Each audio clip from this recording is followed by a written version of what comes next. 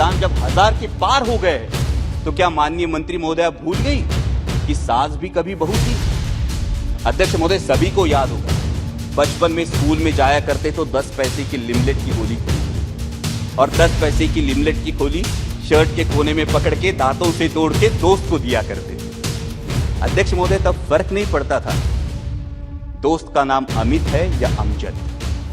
आज फर्क पड़ता है। तब फर्क नहीं पड़ता था दोस्त दलित है या सवर्ण, लेकिन आज फर्क पड़ता है। राष्ट्रपति जी ने अपने अभिभाषण में अर्थव्यवस्था विश्व में 5वें पायदान पर पहुंचने की बात की और हम सभी को गर्व है इस बात का। लेकिन हम मिडिल क्लास लोग हैं अध्यक्ष महोदय, 1 लाख करोड़ में एक पे कितने जीरो लगते हैं ये हमें पता नहीं, क्योंकि मेरे देश के 90% देशवासियों को सिर्फ इन सवालों से मतलब है कि आज पेट्रोल का दाम क्या है, आटे दाल का भाव क्या है, गैस सिलेंडर के दाम क्या है। अध्यक्ष महोदय, सरकार में बैठी एक मंत्री महोदया कभी गैस सिलेंडर के दाम बढ़ने पर धरने पर बैठ जाती थी। आज गैस सिलेंडर के दाम जब 1000 के पार हो गए तो क्या माननीय मंत्री महोदया भूल गई कि सास भी कभी बहू थी? अभी मेरे एक बहुत सीनियर सांसद सदस्य ने बहुत अच्छी पंक्तियां की, महंगाई नहीं खर्चे बढ़ रहे हैं। मैं उनसे यही कहना चाहता हूं, जनाब गुमराह मत कीजिए ये कहकर कि महंगाई नहीं खर्चे बढ़ रहे हैं। जुबान तो है आपकी लेकिन अल्फाज किसी और के बोल रहे हैं। लेकिन इस बात पर सभी को सहमत होना होगा कि भूतपूर्व पंतप्रधान स्वर्गीय इंदिरा जी गांधी के बाद पूरे देश पर लंबे समय तक पूरे देश को प्रभावित करने वाले प्रधानमंत्री आदरणीय नरेंद्र जी मोदी ही है। इस बात पर सभी को सहमत होना होगा। लेकिन अध्यक्ष महोदय, इतिहास गवाह है कि प्रभावी व्यक्तियों का नुकसान विरोधियों से ज्यादा उनके अनुयायी करते हैं। इस बात का इतिहास गवाह है और इसीलिए सोशल मीडिया के अंधभक्तों से और सवाल पूछने के बजाय अपने में मशगूल रहने वाले मीडिया के कुछ नुमाइंदों से सावधान रहने में ही देश हित है। राष्ट्रपति जी ने कहा कि देश विकास की ओर बहुत तेजी से बढ़ रहा है, लेकिन अध्यक्ष महोदय, वास्तविकता यह है कि उतनी ही तेजी से मेरे देश का माहौल बिगड़ रहा है। G20 की हम अध्यक्षता कर रहे हैं, ये गर्व की बात है।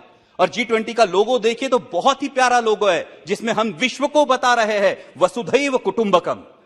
मैं जिस चुनाव क्षेत्र से आता हूं वहां संत ज्ञानेश्वर जी की संजीवन समाधि है। संत ज्ञानेश्वर जी ने तो पसायदान करके आता विश्वात्मके लाहो जोजे वांछीलतो ते लाहो ये कहा है, लेकिन हम विश्व को बता रहे हैं वसुधैव कुटुंबकम, लेकिन अपने ही देश के लोगों को बता रहे हैं ये तुम्हारा मुल्क नहीं, इस पानी पर तुम्हारा अधिकार नहीं।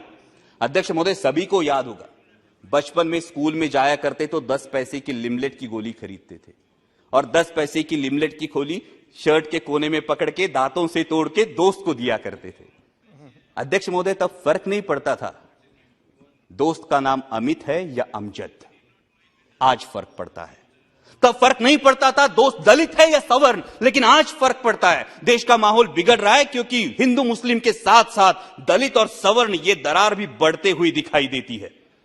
कभी हाथरस जैसी घटना होती है, कहीं स्कूल के बच्चे ने सवर्णों का पानी पिया इसलिए उसको पीटा जाता है, मूछें बढ़ाई तो पिटाई, दलित दूल्हा घोड़ी पे बैठा तो आपत्ति। किस विकास की दिशा में जा रहे हैं आप? हर किसी को अध्यक्ष महोदय अपने धर्म पर अभिमान होना लाजमी। 1 मिनट सर, लास्ट। हर किसी को धर्म पर अभिमान होना लाजमी है, लेकिन धार्मिक अभिमान जब धार्मिक उन्माद पर उतर आता है तो इस अमृत काल में जो हलाहल पैदा होगा उसकी जिम्मेदारी कौन लेगा, उसके परिणाम कौन भुगतेगा? राष्ट्रपति जी ने अपने अभिभाषण में जो सपना दिखाया वो सच होने के लिए हर देशवासी को यह समझना होगा अध्यक्ष महोदय कि यह देश सिर्फ 38% वोट बटोरने वाली किसी एक राजनीतिक पार्टी का नहीं, बाकी 62% देशवासियों का भी है। इस सच का सम्मान हो।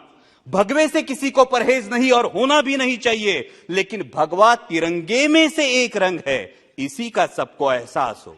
दहलीज के अंदर कोई ईश्वर, अल्लाह, यीशु किसी की भी उपासना करे, दहलीज के बाहर कदम रखते ही वो सिर्फ और सिर्फ भारतीय हो। पंथ, प्रांत और धर्म से जुड़ी भावनाओं का जरूर सम्मान करे, लेकिन हर देशवासी की सर्वोच्च भावना राष्ट्र प्रथम हो। तभी अमृतकाल का अमृत अंतिम पंक्ति में खड़े अंतिम व्यक्ति तक पहुंचेगा।